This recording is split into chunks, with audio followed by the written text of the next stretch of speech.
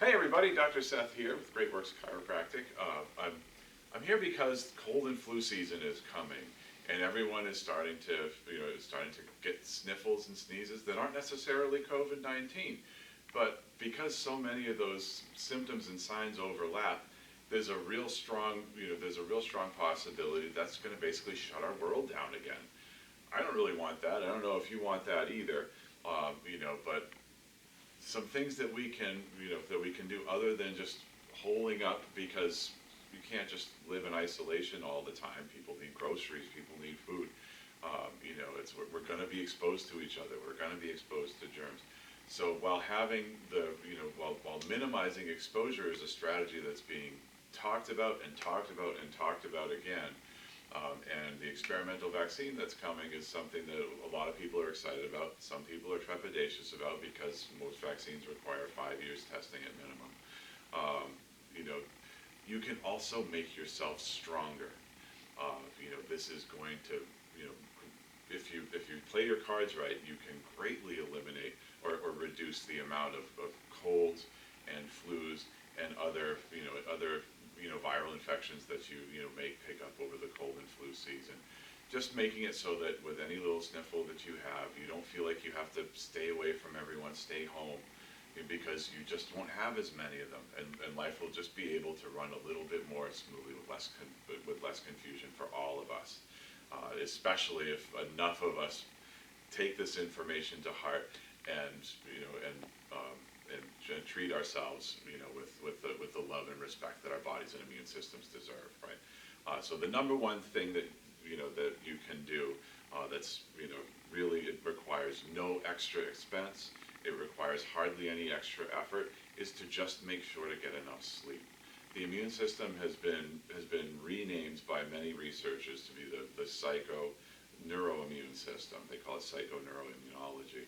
And as we all know, sleep is important for body recovery. It's important for brain health, so that everything that we do over the day previous can be rewired. This is important because the brain has a big factor to play in your immune response, in keeping you healthy, in recognizing and fighting off unwanted potential invaders, like viruses and bacteria and that type of thing.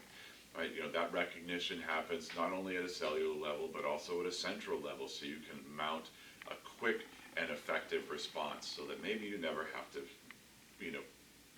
get sick at all when you're exposed to something. You need that 7 to 9 hours. You need to ideally not be just shutting off the TV or closing your laptop right before you go to bed. It's going to disrupt your sleep cycles. It's also going to disrupt your melatonin production. Melatonin requires darkness for you to produce melatonin. So if you have a lot of lights in your bedroom, a lot of lights shining in from outside, or little on lights, even like the little blue lights that show that a device is on, those are all disrupting your melatonin, disrupting your sleep. Set yourself a bedtime and start turning things off and dimming the lights, turning off half or more of the lights in your house, to get yourself primed for real good sleep, and allow yourself. Really, they say 7 to 9 hours, but it takes time to fall asleep, and some of us wake up sometimes. Allow yourself at least 8 hours. Give yourself that gift, because it's going to make you stronger, healthier, and just all across the board. At this time when everybody's already under so much stress, let's remove the stress of lack of sleep. It's not a badge of courage. It's something that's very, to not get enough sleep. It's very important to do so. The next thing that you can do is to keep a really close eye on your nutritional intake. A lot of us during the cold and flu season, when the weather is cold, when things are not, when there's not a lot of opportunity to be outside, and be active, and have all kinds of fresh fruits and vegetables available to us from our own gardens, from the farm, or what have you, and also just that kind of hunkering down, hibernating response. We often tend toward more comfort foods, meat and potatoes type stuff, which is all well and good, but now is the time when we really need to boost up the vitamins and minerals in our diet to make sure that we have all the nutritional components necessary to build and mount a healthy immune response. That means vitamin A, that means vitamin D. We take cod liver oil in our household because it contains both of those things. And the great thing about cod liver oil is it has the oil-soluble form of vitamin A, which is crucial for immune support. I've literally taken cod liver oil in large doses myself when I've felt things coming on, and the cold never happened. The problem never showed up. It's really amazing stuff. It's not an old wives' tale. It's making a big comeback. We have it right here, along with a number of other supplements as well, because we basically carry the things that we take. We trust them that much. We want to make sure that you guys have access to that stuff. Vitamin D in particular, I take more D than I find in my cod liver oil, because vitamin D is a crucial element to mounting an immune response. It's an essential component to keep maintaining the health of the immune system, and so that's really key. There are many different doses out there. We just picked up one that has 5,000 versus 1,000 IUs of vitamin D. The reason for the large dose is because a lot of us don't even get enough sun exposure to get our vitamin D during the summer. So we don't necessarily need, those of us in the north, a maintenance dose, which is what a 1,000 IU would be. But we actually would want to get a large dose, which is the 5,000 IUs are. And for that, you want the vitamin D3 form. That's the active form. That's the good form of vitamin D. We also have a dual formulated echinacea product that we take, and so that's something aside from nutrition that you can look to is herbs.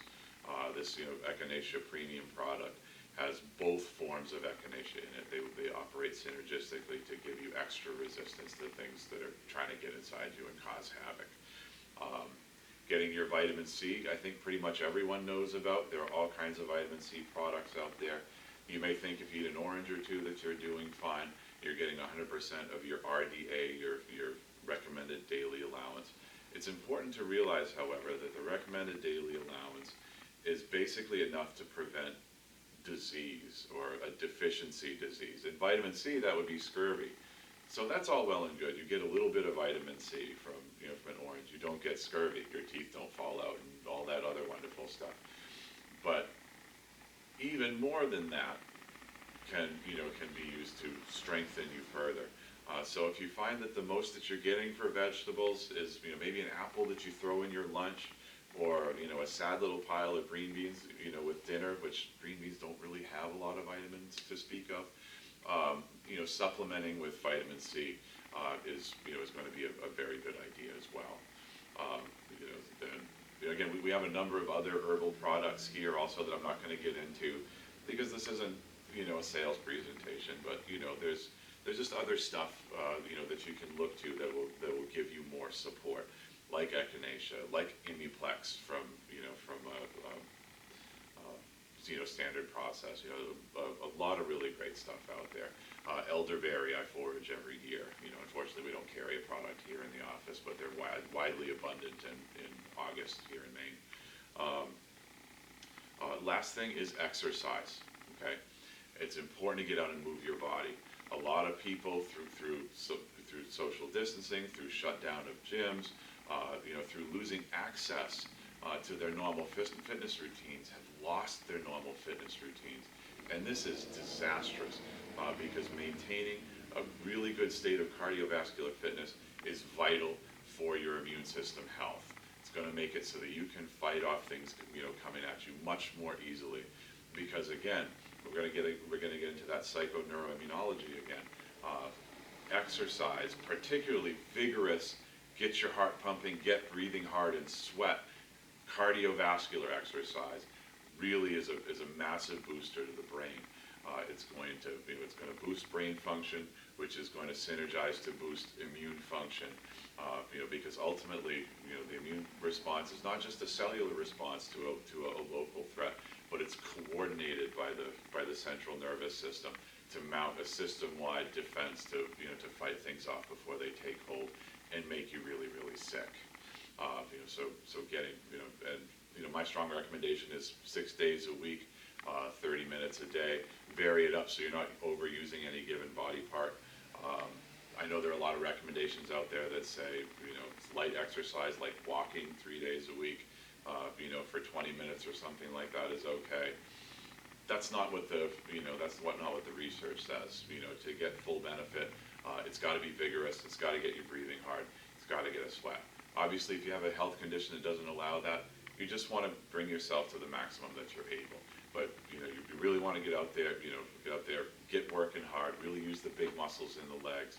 Whether that be running, whether that be doing a workout video, that type of thing. It's going to build your brain, which is going to support your immune system, which is going to help you fight things off, and it's going to help you sleep better. So here we come full circle, right? So we're always here to help, guys. Reach out by email, via phone. We don't really check the YouTube comments so much, so probably not there. But I guess I need to take my cod liver oil now. We're happy to help. We're entering into a tough time for all of us, where everyone's uncertain and worried that any little symptom, they have to stay home. Do they have to contact everybody that they've been in contact with and let them know that they've got the sniffles? The less sniffles that we get, guys, the easier all of our lives are going to be. And I want that for you as well as for myself. So again, if you need any help, just reach out. We can do a lot to help you figure out what type of a healthcare regimen is going to support you best to stay healthy in this cold and flu season. Thank you so much for watching this video. I really hope it helped. So just as a recap: 1, sleep; 2, nutrition; 3, vigorous exercise. Get on it, folks. Break.